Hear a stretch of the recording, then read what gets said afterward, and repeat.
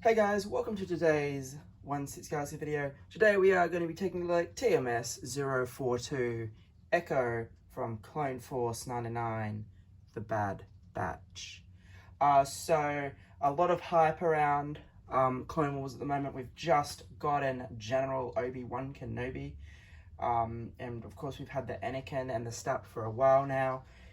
Good news for Australia because Echo is here. And Hunter is released in Hong Kong, and I think some Sideshow customers may have gotten him already. We'll see how far away Hunter is. But we do have a new clone trooper to look at, being Echo. So the front of the box, it is our standard Star Wars style shoebox, but of course we do have a picture of Echo in his Clone Force 99 armor. Star Wars TMS042 Echo 6-scale collectible figure, and then we have that ribbon going around with the unmasked helmet. Of course, we know with the animated figures, they did give them the live action touch up as if they were live action characters. So it's as if Temuera Morrison was Echo. Spinning around the side, we just get that standard pattern that we're used to. There is another picture of the figure, this time with one of his swap out arms, which we will get to shortly. And then this ribbon here has just the information about the figure. And the back of the box is just all our standard warnings and everything that we're pretty much used to by now. So being the standard shoebox, we do get the insert when we open up our figure. The insert we get this time is of Echo and Hunter. Hunter, of course, wearing his Clone Force 99 armor, showing off his unique helmet and that unique sculpt. Another more of the impressive printouts. Now you will notice that this part here on Echo's helmet has the cutout. You can remove that piece, and the instructions do tell you to do that. We will touch on that in just a little bit also. Alright, so being a trooper, we generally don't get a lot. This guy comes with a lot without really giving you a lot, if that makes sense to you. So first and foremost, we have his pistol. I think we've seen this a couple of times now with Rex and Cody. It might be a slightly different design perhaps. It is detailed and painted quite nicely, and it has this little part here at the back, which probably makes it unique to their blasters, and it does just slot in on his holster. Now, in terms of what's on the figure, when you pop him open, he has this relaxed hand on him. I've gone and swapped that out for a trigger finger. You can see it's just the black Clone Force 99 style armor. It's painted and sculpted quite nicely, as you would expect. And then we get a pointer finger, which comes with most of our clone commanders. If you have the previous iteration of Echo by Sideshow, he was an ARC trooper. He had a hand quite similar to this. Now that does it for one hand. Now the second hand, which we will get to, is his droid arm. Now, I don't recall him swapping it out much in the actual series, but when they first appeared, Echo would swap out his arms to do a variety of different things. So on the figure, and we'll get to this, we have his droid arm. These are swap out pieces. You can see that there's a piece there. So it pulls out and then you can swap these on. So we get this kind of half protocol droid hand, if you will. It's got some different tools on the side of it. Very nicely painted and detailed. Looks like a protocol droid arm. Now then we get the same arm, but it's a bit more complete this time. I say that because it's got a hand. And all the tools have gone back into the side there. So we get this hand. Now, if you don't want it relaxed, you can swap that hand out for this, probably trigger finger, which is quite nice. It's unique having a trigger finger protocol droid hand. So you can probably have him point and hold the blaster at the same time, which is pretty cool. I will give Hot Toys that. Now, this is kind of the ones that I don't really see people use. I think we're going to see most people just stick to the traditional look for him, or the protocol droid hand. But we do get this kind of heavy, I suppose, smashing hand maybe. I honestly can't recall in the earlier season when he used this. It does extend out, which is really cool. Again, it's very nicely detailed. It's there. I imagine this would probably make the figure a bit top heavy, because this is quite a weighted piece for our arm, at least. And as I said, you can just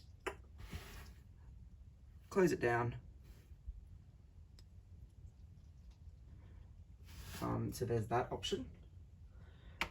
And then we have this option as well.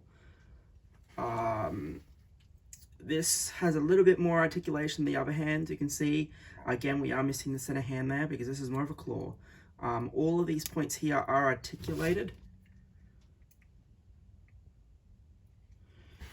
So they will come out, and I believe they will bend there. All of these joints are extremely tight. In fact, most of the joints on the figure itself are quite tight. So I'm not really going to mess around with any of these arms. I'm just going to leave it as is. But hey, it's a very nice inclusion for what you get. And depending on where you pick this guy up from, his price was fairly decent for what we get. Because Troopers, as I said at the beginning of the video, Troopers aren't known for coming with too much. Now, we do get these pieces here.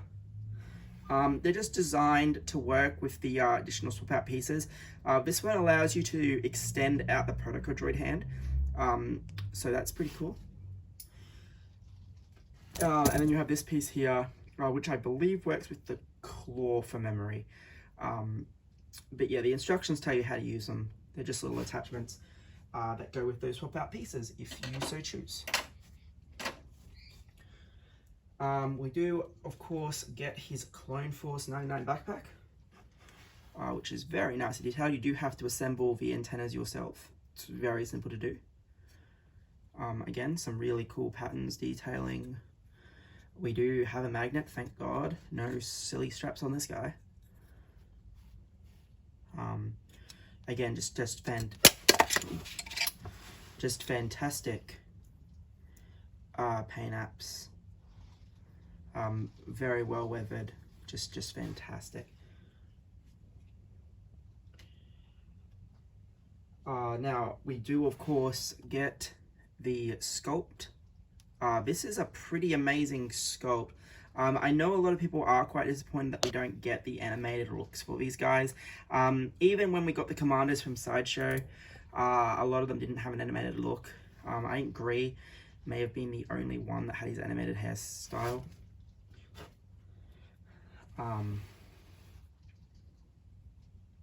But yeah, he's got his intelligence device, I guess. You've got all the nodes from where he was plugged into on that Clone Wars episode. Definitely looks like Tammy Morrison as a clone trooper. Yeah, it is a fantastic sculpt. And then we, of course, get our display stand. Has the Clone Force 99 Echo logo there, the Bad Batch, Star Wars, and then underneath it's just that star Star Destroyer floor that we've gotten a few times now, Echo. So that's very cool. That about does it for accessories. So let's get Echo out here.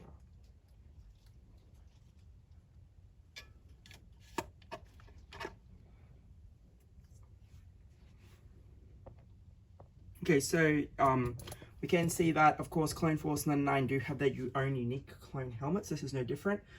We have the Clone Force 99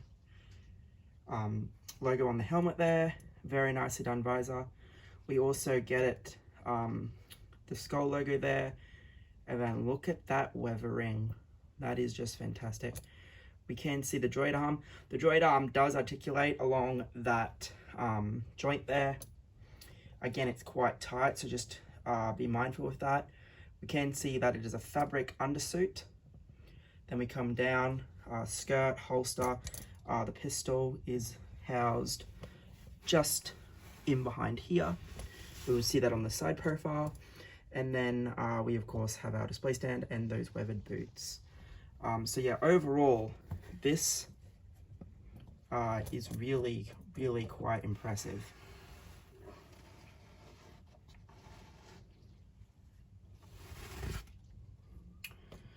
So we can see the side of the helmet.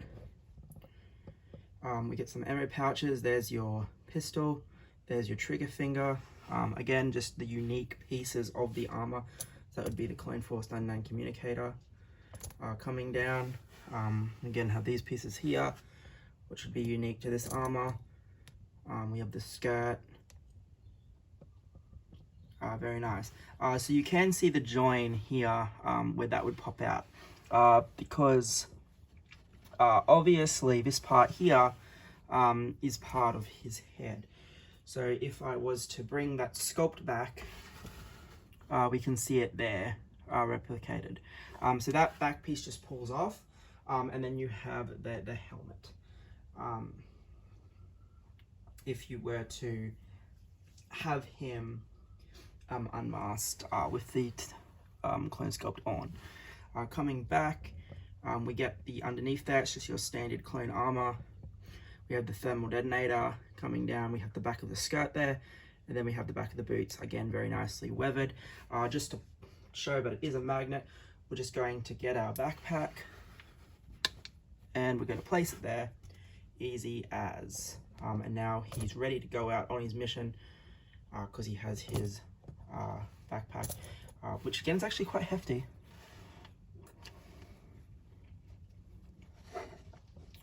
Coming down, so we again have the same side profile. Now this is what I was talking about here. This joint, sorry, this part in here does articulate. It is quite tight to do.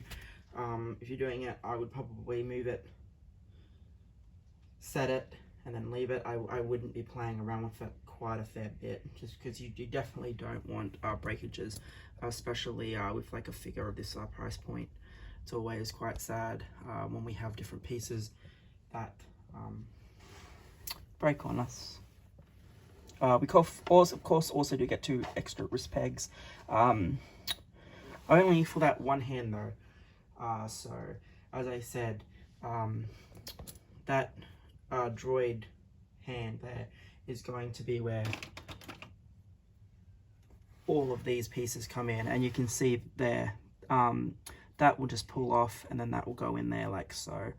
So you can have some really cool, unique fun with this guy, and I appreciate that.